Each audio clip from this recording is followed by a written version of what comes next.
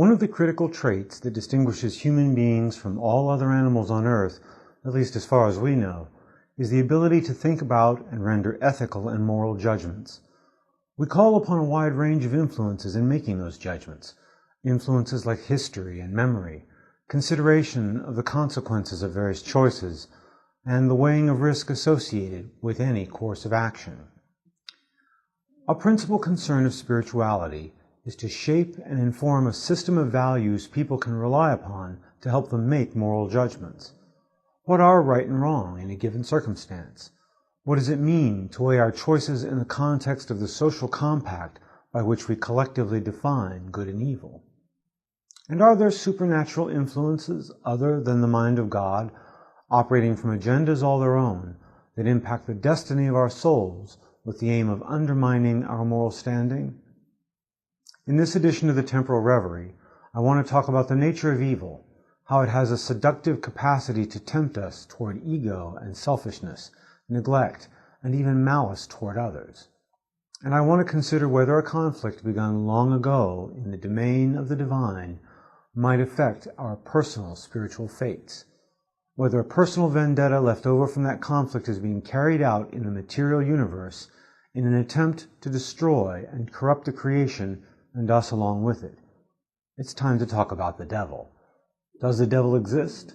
A lot of people, even people who believe in God, don't believe there is a devil or a place of eternal suffering called hell. There's ample historic evidence to suggest that ideas about the landscape and the population of the afterlife for unredeemed souls weren't a significant part of the narrative of the early Christian church, but rather were built in over time as a means to use fear and intimidation to control the faithful.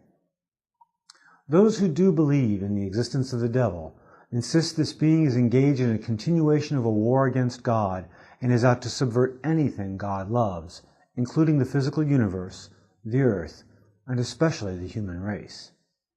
Corrupting individual human souls until they cannot be reunited with the divine mind would fit that kind of agenda and would also have significant consequences for each of us.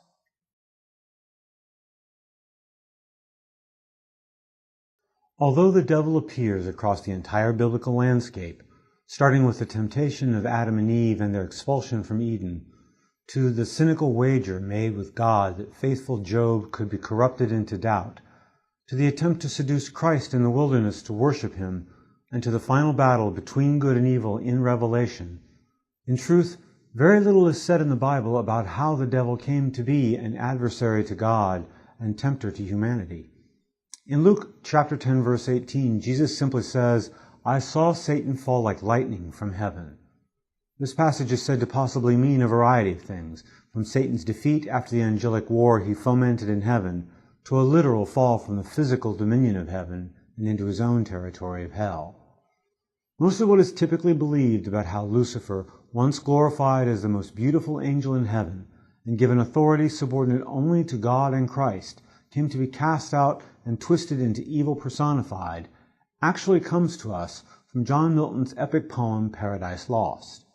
This masterpiece of English literature offers two stories: the failed insurrection against God in heaven that Lucifer led, the one that resulted in banishment from heaven along with a third of the angels, and the subsequent journey of earth to tempt Adam and Eve to eat the fruit of the tree of knowledge that eventually resulted in their expulsion from the Garden of Eden.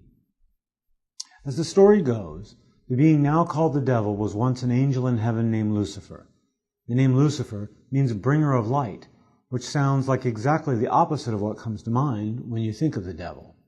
In fact, Lucifer was not your average angel, but one of the most elect angels in heaven, beautiful beyond description.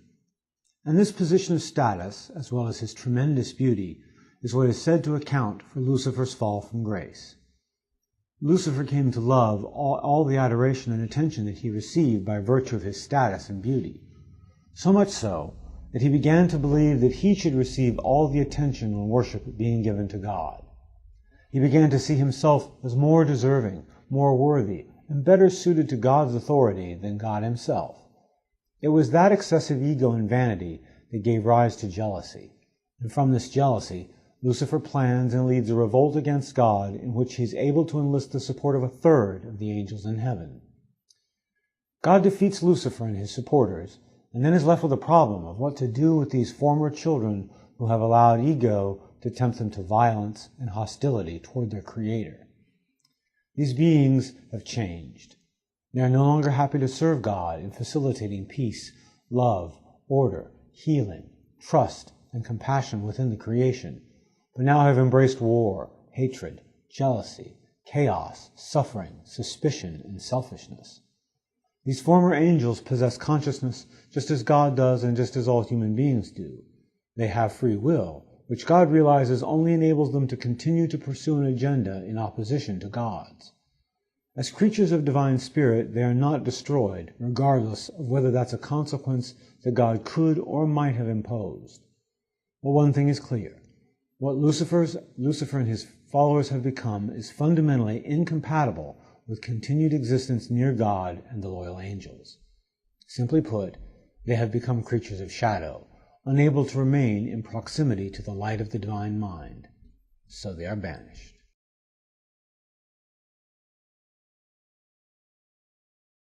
As I have come to envision this banishment, God withdrew from a portion of the continuum of divine spirit, allowing Lucifer and his followers to inhabit that vacated space.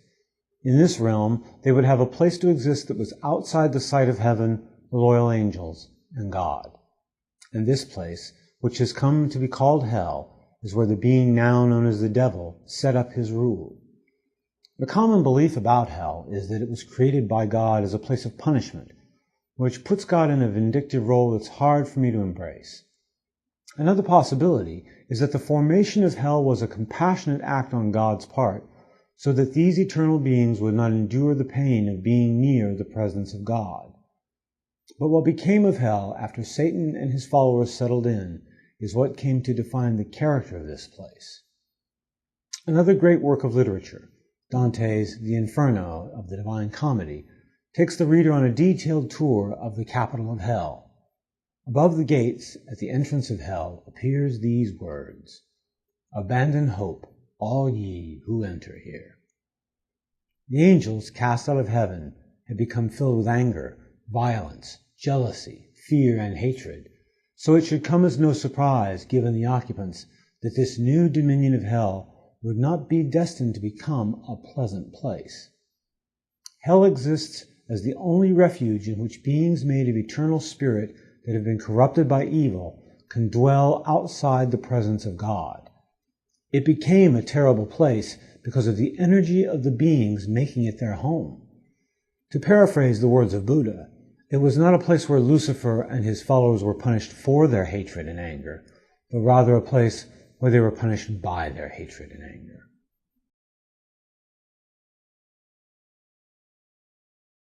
Even if you see the fall of Lucifer as purely metaphorical, the story itself makes it clear that the seeds of evil germinate and arise out of ego, vanity, greed, and jealousy. And the effect of evil on a conscious being is to corrupt and realign its spiritual energy in such a way as to make it incompatible for reunion with God. Good is a force that seeks to create love, peace, trust, health, happiness, patience, and so on. In the New Testament book of Galatians is a list of traits exhibited by those to live in harmony with the Spirit of God. Those traits are love, joy, peace, patience, kindness, gentleness, faithfulness, and self-control. Good seeks to produce more beauty, compassion, freedom, safety, and calm. It's a force that produces more harmony between people and between people and God. Evil is a force that seeks to undo all that love seeks to create. It produces hate, fear, mistrust, suffering, torture, pain, disease, prejudice, bigotry, chaos, doubt. Evil seeks to enslave and endanger. Good and evil are spiritual energies of opposite polarity. While some people seem to be close to being composed of entirely one polarity or the other, the truth is that good and evil are energies of spirit found in all human beings. And it is the manner by which we choose to live our lives that results in our energy being composed of more good than evil or more evil than good. As I like to describe it, the more you live your life in harmony with the goals of good, the more the energy of your spirit gives off light. The more you live your life in harmony with the goals of evil, the more your energy of spirit becomes a shadow, draining light from the world.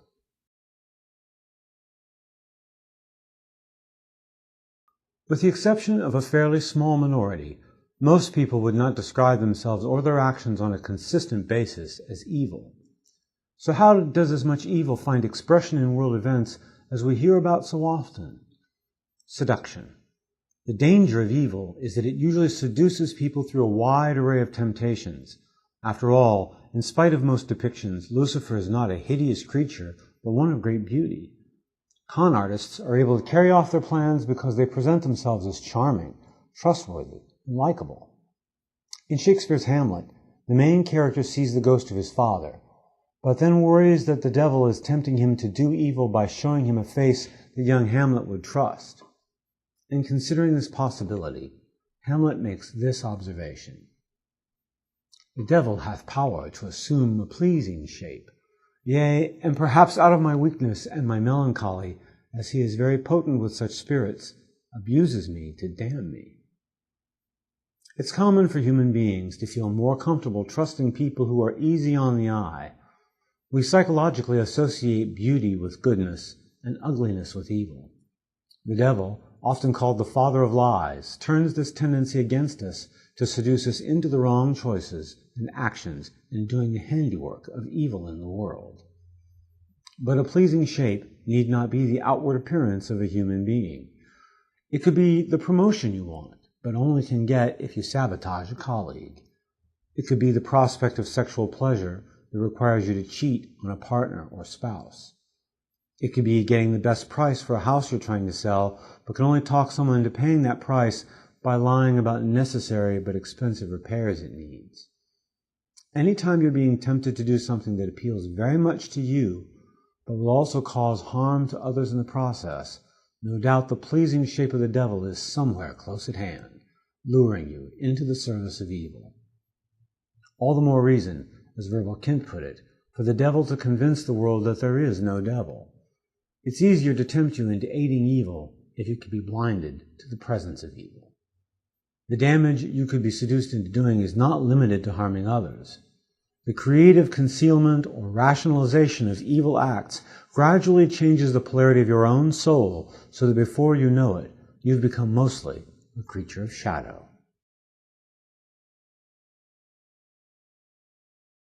Some souls, by the effect of their choices and actions, have mostly or entirely become corrupted by the shadow. They are devoted to rage and spite and dishonesty and disease and war and horror, such that they are not able to exist or remain in the presence of the divine. This is why I use words like light and shadow. Shadow can't exist in the presence of light shining on it. Shadow retreats into darkness, the only space it can inhabit as eternal and indestructible spirit that cannot approach God or other creatures of light. And the place of darkness to which these spirits go, because it is the only place where they can go, is the sad, dark dominion of hell. It is critical to note that God does not dispatch his children to hell. That destiny is the logical consequence of one or more lifetimes spent giving their lives over to the shadow polarity.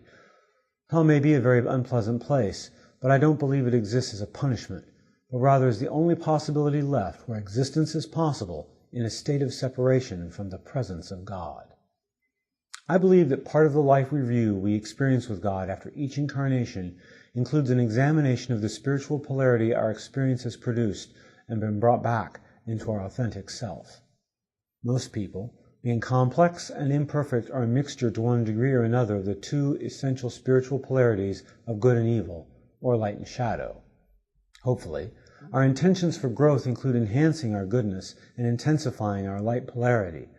However, some souls fall prey to the hatred, violence, distrust, lies, suffering, fear, and other experiences that amplify the shadow polarity. While it's God's wish that all his created children grow toward the light, because it is only by devoting ourselves to the light, to love and to goodness, that we are able to reach full enlightenment, Christ consciousness, and complete reunion with the divine, not all souls choose that path.